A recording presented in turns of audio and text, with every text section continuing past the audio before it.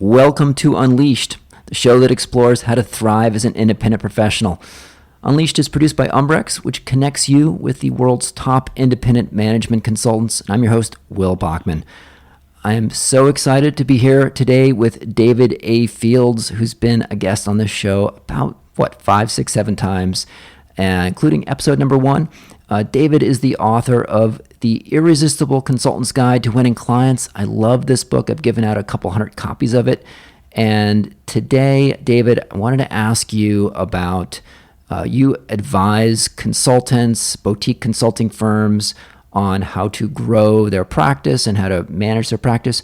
What advice are you giving consultants on what to do during the pandemic? Okay. Hi, Will, and thanks for having me back. I just love having a chance to chat with you and do these discussions. This is a tricky time, right? And different consultants are facing kind of very different experiences right now. Anything from their entire business has disappeared to it's just been postponed to it's become overwhelming. Yet, more business is flowing in for some consultants, but their rules of engagement have changed. So it is, as with everyone, we're facing a lot of change right now. I'll give you a handful of thoughts, and we'll see where they lead us. Does that sound fair? Sounds good. Okay. Number one, I'm going to say this because I will always say this. The very first, most important rule of consulting hasn't changed, and that's to stay right side up. And remember, consulting is not about you. It's about them, and them is the clients. It's easy under times of stress and times of crisis to become more internally focused and start thinking, what do I need to do? What's important for me here? What should I do to be able to make money, right? And all of that. And that's understandable. It's extremely normal. And yet, we still can't forget the number one rule. Stay right side up. It's about them, not about you. And the more you keep your gaze locked onto your client's needs, the easier it will be to survive this period. The easier it will be to adapt to what's needed in this period. The easier it will be to pivot if you need to pivot, or to change your firm if you need to change your firm, because you're being driven by market needs. And that's always the most important underlying factor for any consulting practice. Right, my entire practice, both the one I have now and the boutique I built before, was built on understanding and responding to the market. So that's where I would start. For the next thing I would suggest is, in general, right now, is just keep an eye on how you manage your cash flow. And that doesn't mean necessarily cutting all your expenses. What it means is ensuring that you have a path to keep cash coming in. As a general rule, I will admit I'm not a huge fan of borrowing. I'm probably conservative and maybe overly conservative in that. But now is the time to borrow, if you need to keep the lights on. If you have staff, keep your staff there. Keep yourself investing in your business, because the cash is going to come back. The business is going to come back, and so this is more a matter of timing. And while I think there is some business that's lost, I have clients who themselves have clients, for instance, in the travel business. The travel business has just been decimated. Some of those clients may be gone for good. Overall, we are not looking at, I think, most business being lost. There's more business being deferred. Mm-hmm. And since that's just a timing issue, I think now is actually time to make sure you have a line of credit if you didn't have one before, and if necessary, borrow a little bit. And definitely, so you don't shut down. Yeah, and definitely take advantage of the Paycheck Protection Program for those in the U.S., or if you're Absolutely. Outside the U.S., the other programs that are available, Canada, Europe. That's right. And we've done other episodes on the Paycheck Protection Program, so check out episode 255 with Ryan Vaughn and some of the other episodes.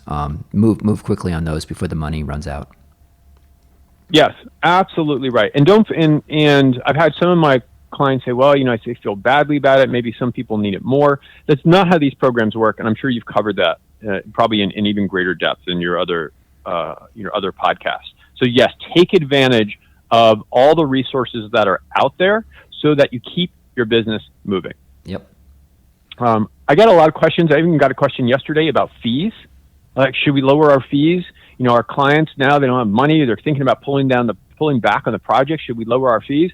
And the answer to that is a quite resounding no. Do not lower your fees now. I honestly don't believe there's a project that can be saved by lowering your fees. And that's not how clients are really thinking. Clients are either thinking we need to postpone or we need to cancel, right? We need to not spend money now. They're not thinking, well, maybe I'd spend it if it was a little less. Because that's not the decision point for them. The decision point for them is, should I do this or not? Mm-hmm. Not should I do it for less? Yeah. Also, I think it just dilutes. It doesn't show that your value, no matter the situation. That said, I would be extremely generous on terms. And again, when you need to be. We signed 2 new clients this week, and one client just, typical terms. He paid, they big, dollars up front, just all paid, done, which was nice. But one of the other clients said, look, could you spread this out a little bit? As with many of the engagements with me, it's a boutique firm, and we're going to work over the course of the year. And they, instead of paying almost all up front, which is typical, they say, can we spread this out? And my answer is, of course. Because what you can do as a consultant, perhaps you can't be in there in the front lines figuring out, working with infectious diseases and saving people. But what you can do is extend trust. What you can do is extend some goodwill and the belief that people will pay you. And I will even, in some cases, a 6-month program, give people a year to pay a 6-month program, which would, under normal circumstances, would be ludicrous.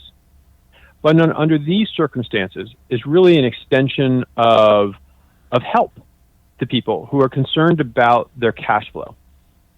So don't lower your fees, but do be super flexible on terms. That's what I'd suggest. Does that make sense, Will? It does, and I'd say I agree with you on that one about 95%. I'd say that there may be some situations where, let's say that a client that's under some severe stress perhaps has internally done, maybe all the executives, maybe even the client you're serving has taken a pay cut, taken a salary cut. If that's the situation, then I think it could be kind of a sign that you're willing to sacrifice together with your client to agree to some kind of courtesy discount for a limited period of time. I recognize your point about devaluing, but if like you're serving a client and they've taken a 20% pay cut, then sharing in that shows that you're kind of in it together. And if you agree to that it lasts for 4 months or something, and then you'll be back up to your normal rate. So I think this is a little bit of a odd situation that we haven't seen before. So I just offer that. Yeah, I think that's a really interesting case, though. In some cases, what I have seen is that if people are taking a pay cut, it's with the understanding that it's not only will it go back up, but they will get to recover what has been cut once their underlying businesses recover. Right. Not that it is a straight out loss. Right. And so that's important to know. So it's not really a pay cut; it's deferral. Mm-hmm. And I agree with you. If someone has taken a straight out pay cut as a show of solidarity, you might want to do some of that. Though again, I wouldn't necessarily jump right in there. Especially most of you listening are running small firms, and you're in a very different position as a small firm than an employee of a large company, if that's your client. And even an executive in a large company is in a different place and has a different level of stability than you do. And I think it's okay for you to maintain your fees. Yeah. That said, I think your point is really well taken, Will. Case by case. Tell us about what's the right way to, we've done an episode before on how to make outbound calls. This is kind of an unusual time. How would you suggest, beyond dealing with your current clients, what would you suggest is the right way that's not going to come across in the wrong, of reaching out to clients that you've served in the past? One, just to check on them. You maybe don't want to be, overly commercial about it, but what's the right way to just check on people, to check in, see if they have needs, but not appear kind of overly commercial at this time? Right. Well, you don't want to be tone deaf. Ironically, this situation is forcing consultants to recognize when they're not being right side up, when they're not focusing on the relationship, because they're recognizing, wow, I could be really tone deaf here. Well, yeah. And guess what? You're actually a lot of the time, because you're calling to sell opposed to calling to build the relationship. So, that's kind of the irony here, is all the same rules that I would suggest and recommend still apply, because the rules I recommend and the way I believe consulting works best and is most easily sold is not by selling it. It's simply building the relationship. When you create a relationship with someone, that creates the chance to have conversations. And when you have conversations, opportunities arise. And when there are opportunities, then you have projects that you can win. But it all starts with just focusing on the relationship. Just flat out, don't worry about selling. And if you reach out with the idea that you are nurturing a relationship, even if someone you don't know terribly well, it's all those possibilities of being tone deaf sort of melt away, because that's not the world you're in. That's not the space you're in. And what I have seen is that, by and large, the consultants I work with, the practices I work with, their outreach efforts have been extremely well received over the past 2, 3, 4 weeks. We're checking in. Will, you and I, we haven't chatted in quite some time, and I wanted to just, still check in and make sure you're okay, you're safe, your family's safe, see how you're doing, how things are going with all this craziness, right? That kind of outreach. There's nothing commercial in there. Yeah. So since you don't win consulting by saying, "Hey, Will, do you need me?" Right. That it just doesn't work that way. So let's say that folks have done their outreach and they've been right side up and they've made the outbound calls, and maybe they're on a project that got delayed or put on hold. What are some tips that you're providing firms on how to use this time productively if their client work has been put on hold? Sure. It's probably what everybody already sort of recognizes and is thinking. I mean, this has just been it's a beautiful time to work on all of those big projects that you had delayed. If you've been wanting to write the book and couldn't find couldn't find the time to write a book, but now your projects are delayed, guess what? It's time to sit down and write. It's time to do those podcasts. So all of those kinds of internal projects you can invest in. What I would actually invest in, what I would put top of the list, though, is creating relationships with partners. So you've called all of your prospects.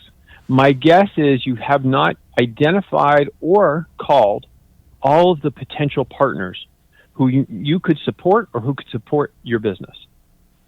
So this is anybody and everybody who talks to the same type of people that you target with your consulting practice. And those could be providers of data, of systems, of technology, of services, you name it. Those are all people that you could work with to enhance their business and to enhance your own business. And I think we tend to underinvest in partners and partnerships. And right now is a great time. If you've already hit your entire network core, everybody's safe, everybody's healthy, or you've had those conversations, you're like, now what? Right now, invest in your sort of cadre or cohort or group of partners and potential partnerships. Give me an example. You listed several different categories. Can you give an example of maybe one of your firms that you coach on a partnership that they initiated and that actually led to some client work? Can I? Probably, but now you've put me on the spot. I have to think through the whole lane of partnerships. Yeah. So one firm that focuses on in the pharma space. I will tell you, we've done a lot in this strategy, and it has allowed us to move their business from when they started with me a few years ago. They were sub $1 million. They were just around $1 million. Next year, 2021, I think we'll hit 10 million. Wow. So it's been quite a success story. And a lot of that has been by nurturing these partnerships. One we found last year was a data provider. And what's quite interesting is data providers, as an example, and so we tend to look for these sorts of folks. Data providers have a different model, right? They're just selling a subscription. Often it's a quite expensive subscription. Think of like like Nielsen or someone like that. Millions of dollars to get their data, and what they want is for their clients to use their data. A data provider needs the client to actually see value in the data. Well, as a consultant, if there are data that you work with, then who's providing those data? Or what are the systems that provide those data? Maybe it's Salesforce, for instance, or again, maybe it's some other data provider. In this case, it's a data provider. Once we talked to the data provider and said, we can make their offering more sticky, it became obvious to the data provider to bring my client, the consulting firm I work with, along every single time they could. Right? Because then they're like, okay, here's our data. By the way, you should work with this consulting firm. This consulting firm will really help you use the data well. And we know if you use the data well, you're going to buy more of it and keep it for longer. Sure. No, so that's an example of a partnership. Does that make sense? It does. So partnerships, yeah, that actually was not on my radar screen. I was expecting things around, writing the book, starting a podcast, blog, update your website, marketing material, project list, case studies, but developing those that maybe you normally ignore, other intermediaries that are serving the same, subset of clients that you are, of getting to know them. Yeah. Relationships, my friend. Just more and more and more relationships. What other relationships could help you now and in the future? What other relationships could you build that will allow you to create value for others? That's the heart of it. And that's coming from an introvert, by the way, right? Someone who doesn't naturally love relationships. But what I've learned is in consulting, relationships, that's a source of your ability to create value and to gain value. Yeah. And so the more you focus on that, the better off you're going to be. And now's a great time to focus on it. Relationships. Good place to wrap this one up. So David A. Fields, I love, David, your blog, and I encourage all my listeners to check out davidafields.com. Visit the blog tab there and register for the weekly newsletter. It's the first thing I read every Wednesday morning. David, thank you so much for taking some time out and coming on the show again. Thank you, Will. You provide such a huge value, and I'm just honored to be a small part of it. Thank you very much. And we'll